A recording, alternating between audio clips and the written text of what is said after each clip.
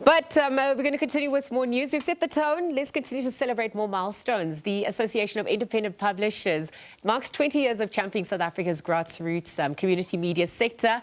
Formed back in 2005 through the merger of the historic Community Press Association, the Independent Media Alliance, the AIP, it now represents nearly 200 publications across all 11 official languages. Let's reflect on 2 decades of strengthening media diversity and supporting independent voices that really keep communities informed. And for that, we're going to be joined by Kate Skinner, SANEF Executive Director. Kate, good morning. Hello, great to be here. Nice to see you in studio this time, Ryan. Look, I know you're a passionate advocate for community development and community media and the role that it's played. Let's reflect back. 2005 is 20 years later, the milestone that we're celebrating this year. Yeah, I mean, it's amazing just to think about 20 years of focusing on community media, because I think that's the thing which is important about the Association of Independent Publishers, is that what you've got is an organization that says, we've got incredible media in the country, but we need to focus on community media in order to be able to ensure that it develops. And you need that particular focus because it is very different. And I think, Liesl, that's what's so interesting about when I left SANEF and joined the Association of Independent Publishers, I thought, this can't be that different. This sector can't be, that unique. Yeah. And one of my greatest findings was that it really is. It's got particular needs, particular struggles, but particular strengths. Yeah. And I think that's what the huge privilege about being part of AIP has been, is just understanding that. And also just meeting all these incredible publishers that, often mainstream you wouldn't know. And if you're not in that particular community, you wouldn't know about these particular publications. And to profile them and to put them on the map and give them the shine that they need and that they deserve has just been such a privilege. It's been wonderful. I want to get into that. Yeah. Perhaps you can highlight some of those challenges, but also some of those feats. Why am I saying this? Resources remain a huge constraint when it comes to that. They're obviously also competing against traditional media. Yeah. We cannot ignore the fact that we're evolving in terms of technology and landscape, so consumption methods have also changed. That has also impacted the modus operandi. Yeah, hugely. So it's quite interesting because in this process of having this 20-year anniversary, we've spoken to a lot of people that have been part of the community media sector for a very long time, and we were saying to them, so were there particular times where the community media really thrived and times where it thrived less? And actually it's interesting, from 2006 to 2008 was like a boom time for community media, interestingly, and that was just before the financial kind of crash.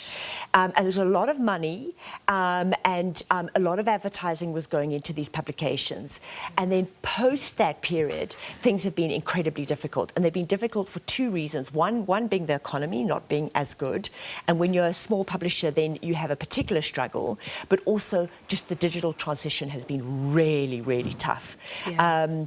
Because when you've got a small audience, to make money with a tiny audience, and you're not going to have a big audience because you're in a small town or you're in a rural area, and to have millions of kind of viewers or users, I mean, it doesn't make sense because you want to concentrate on that particular niche audience, but it's very difficult to make money online. And so it's been interesting looking at that trajectory and to look at like last 5 to 10 years, tough times. The other thing, Liesl, has been just the costs of print, because the costs of paper, the costs of distribution have been really, really big. So we've had a number of things to contend with. There's also the tech giants that we have to contend with. There was a win from the Competition Commission, 688 million rand. That's not been afforded. Google having to agree to pay. Tell us about that. But I think I'm asking this because, yes, information landscape, consumption is changing, media as well. Yeah. These players have to compete against MNCs. It's no easy feat. No, it isn't. So I think what has been interesting is that even before the Competition Commission kind of started its inquiry, we'd actually set up the Digital News Transformation Fund with Google for the industry as a whole. It's often interesting, people see it as an AIP basically fund. It's not. It's for the whole industry, but it's for small and medium-sized players. 114 million over 3 years. What has been Yes. very exciting about what has come out of the Competition Commission, which we saw in the report on Thursday, is it's extended by another 2 years, so yay. And the interesting thing there is that, so for those further 2 years, it's not, because it's 38 million a year for the first 3 years. For the second 2 years, it's 19 million and 19 million, but with a sense that we should go out and get matching funding. And that often does make it much easier to fundraise when you've got 19 million committed, and you can say, well, you know, you could go to Meta, or you could go to one of the other tech platforms, or to corporate South Africa, or a combination, and say we need matching funding for that 19 million for those two years, and obviously also beyond. Also, what the Competition Commission said is, it doesn't have to be Google funding. In fact, we encourage funding from other sources, and I think that's also very, very important, because we need to be getting money in from various sources. It's a small, big win at this point.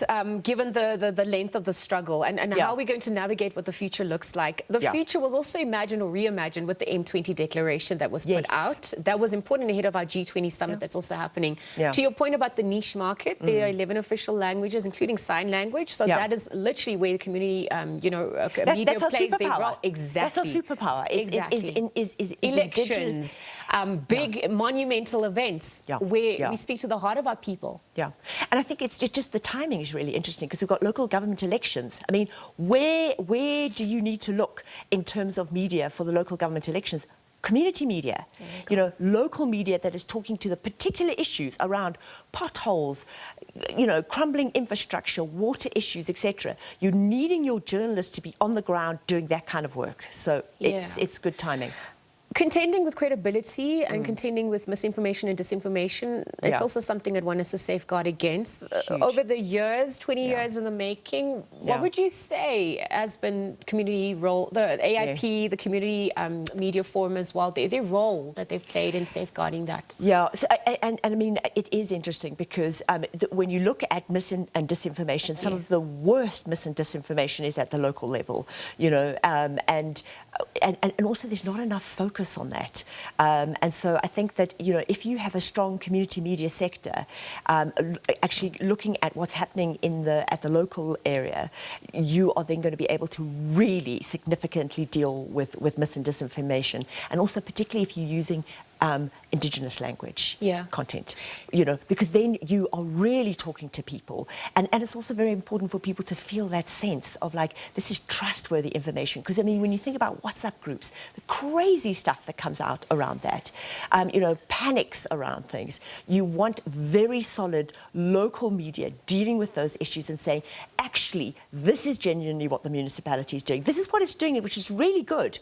Concentrate on that, but also look at these problems and not just like a moral panic around a particular issue. Kate, I'm looking at, just in terms of time, I'm looking at, 20 years. How do you condense 20 years into a few minutes? But where to from here? Milestones that have stood out. Any beautiful examples that come to mind? The role of community media as well. But then if we reimagine from here into, what does the next 20 years and beyond look like? So magical moments, I mean, I would say, so for instance, I think one of the most magical moments was like 2023 Nat Nakaza Awards.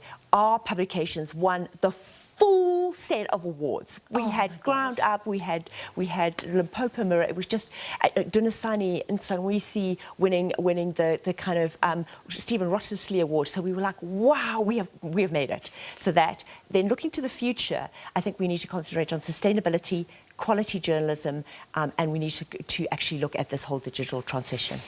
More questions and answers, but we pause here, we reflect, and we celebrate this 20-year milestone. Thank you for joining us at the Sound. Kate Skinner, just reflecting on AIP, celebrating that 20-year milestone, the reminder of the important role of independent media as it continues to play its role in storytelling and promoting free press and our democracy at large. Let's leave that conversation there. We'll be right back after this.